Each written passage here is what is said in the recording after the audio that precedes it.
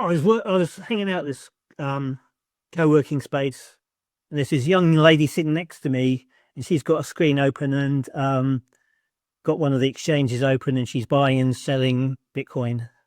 And I go, well, that looks pretty familiar. I just did that for 25 years. And so I asked her about it. She said, yeah, you should get into this. This is really good.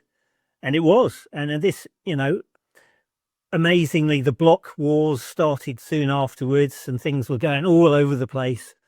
And the more I read about Satoshi and the Genesis block and all this stuff, being a physics dude that's good at maths, I realized there was something far more fundamentally correct with what that white paper said than what I'd experienced in the capital markets, which, although honest, and it was honest, wouldn't know whether it is now, it's all about making banks profits. And I understood that, being paid by a bank. But what I understood when I wasn't being paid for a bank was that actually, is that the right thing to do or not? I'll leave other people to answer that question, but that's where I came to question all of the things I'd believed in before from a financial perspective. And I've just been, investing in various stuff, made some money, lost some money, still got my original Bitcoin, so that's good. I've even run a fund for Bitcoin investors here in Australia, which was incredibly difficult to get done, regulations and stuff like that.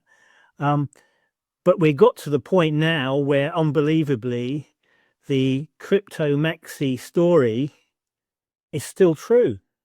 We've still started off with, not wanting to go through the whole story, but firstly, they hate you, then they try and kill you, then they quite like it, then they let you do something, then they adopt it, or whatever it is, which is exactly the story of the decline and fall of the Roman Empire. If you read Gibbon's 2-volume, however many pages it is, how the Roman society killed itself by printing money and all the things they did to try and distract the population from what they were doing.